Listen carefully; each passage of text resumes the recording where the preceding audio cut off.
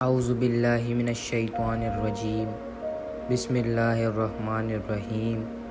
شروع اللہ کے نام سے جو بڑا مہربان اور نہایت رحم کرنے والا ہے۔ ایک دفعہ کا ذکر ہے کہ مامون سے اس کے شہر کے علماء اور فقہا ملنے آئے اور انہوں نے کہا کہ ہم امام علی رضا علیہ السلام کے ساتھ مناظرہ کرنا چاہتے ہیں، کیونکہ اب بہت ہو گیا، ہم یہ نہیں دیکھ سکتے کہ لوگ امام کی طرف مائل ہوں۔ مامون نے ان کی دعوت کو قبول کیا اور امام کو پیغام بھجوایا کہ آپ مناظرے میں تشریف لے آئیں۔ امام علیہ السلام کا ایک صحابی امام کی طرف دوڑے آیا، اس کے چہرے پر پریشانی سی تھی۔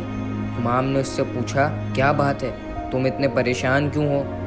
اس نے کہا، اے امام علیہ السلام، اے ابن الزہرا، مامون سے تمام علماء اور فقہا نے آ کر یہ درخواست کی ہے کہ وہ آپ کے ساتھ مناظرہ رکھیں اور وہ سخت تیاری کر آئیں گے۔ مولا نے اس کو تسلی دی اور پریشان ہونے سے منع کیا اور کہا کہ اللہ سے دعا کرو۔ اگلا دن جب آیا تو مولا مناظرے کے لیے نکلے۔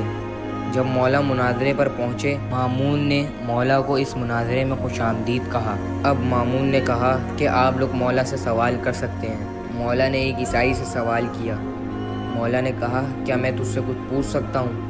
اس عیسائی نے کہا، جی بالکل۔ مولا نے کہا کہ میں نے سنا ہے کہ حضرت عیسیٰ علیہ السلام نماز اور روزے کے پابند نہیں تھے۔ تو اس عیسائی کا ایمان جاگ اٹھا اور اس نے کہا، یہ کیسے ہو سکتا ہے، اور آپ یہ کیا کہہ رہے ہیں کہ حضرت عیسیٰ نماز نہیں پڑھتے تھے اور روزہ نہیں رکھتے تھے؟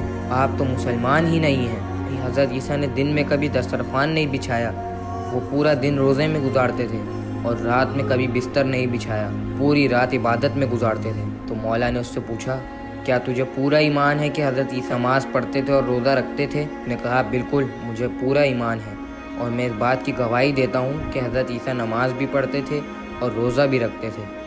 تو مولا نے کہا، ایک بات یاد رکھنا، اگر تو حضرت عیسیٰ کی اس عمل کی گواہی دیتا ہے تو یہ یاد رکھ کہ بیٹا کبھی بھی باپ کی عبادت نہیں کرتا۔ اگر حضرت عیسیٰ اللہ کی اولاد ہوتے تو وہ کبھی بھی اپنے باپ کی عبادت نہیں کرتے، کیونکہ حضرت عیسیٰ ایک عبد ہیں، یعنی ایک بندہ ہے، اس وجہ سے اللہ کی عبادت پر مجبور ہے۔ وہ عیسائی وہیں خاموش ہو گیا۔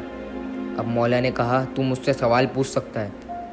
اس نے کہا، مولا، مجھے جو پوچھنا تھا اس کا جواب مل گیا، آپ حق پر ہیں اور اب مجھے کوئی سوال نہیں کرنا۔ اسی طرح تمام فقہا نے سوال کیا اور مولا نے سب کا ایک ایک کر کے جواب دیا اور سب قائل ہو گئے۔ روایت میں ہے کہ امام علی رضا علیہ السلام سے پہلے 13 فرقے بن چکے تھے، لیکن امام علی رضا علیہ السلام نے اپنی زندگی میں اتنے مناظرے کیے کہ امام علی رضا کے بعد ایک بھی فرقہ نہیں بنا۔